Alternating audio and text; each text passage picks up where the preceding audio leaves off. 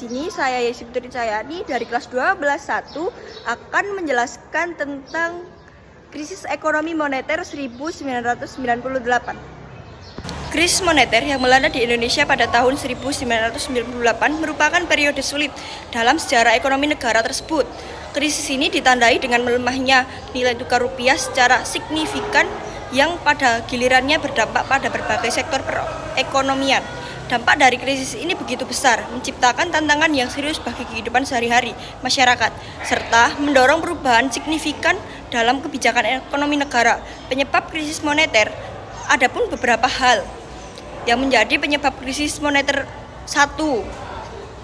Nilai mata uang merosot. Krisis moneter yang pernah terjadi di Indonesia ditandai dengan menurunnya nilai tukar rupiah terhadap mata uang asing, khususnya dolar Amerika Serikat.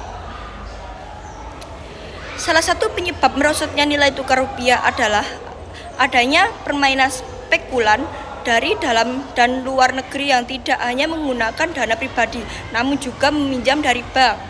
2. Hutang negara meningkat. Suatu negara tentunya membutuhkan dana segar dari luar negeri untuk memenuhi kebutuhan jangka pendek dan mendesak. Namun, apabila terlalu bergantung pada hutang dari luar negeri, hal ini bisa berakibat buruk terutama jika terjadi penurunan mata uang. Ada pula penyebab yang nomor 3. Kepanikan perbankan. Salah satu sebab terjadinya krisis moneter adalah kepanikan yang dialami perbankan sehingga melakukan pembatasan pinjaman. Seperti yang diketahui, bank merupakan sumber keuangan eksternal yang penting bagi seluruh negara. 4. Kenaikan suku bunga. Nah, selanjutnya faktor lain penyebab adanya krisis moneter adalah kenaikan suku bunga yang lebih tinggi dari sebelumnya. Dampak krisis moneter. Krisis moneter adalah permasalahan yang memberikan dampak besar bagi pemerintah, masyarakat, dan perbankan. Adapun beberapa dampak yang ditimbulkan oleh krisis moneter diantaranya adalah 1. Perusahaan mengalami kebangkrutan akibat krisis moneter. Banyak perusahaan yang mengalami kebangkrutan karena tidak mampu membayar hutang dan kekurangan bahan baku impor.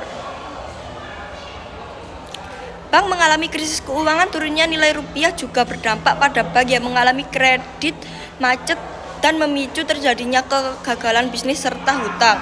3. Terjadi kerusuhan nasional. Krisis ekonomi yang semakin parah akan membuat gejolak politik semakin meningkat dan memicu terjadinya aksi demokrasi besar-besaran.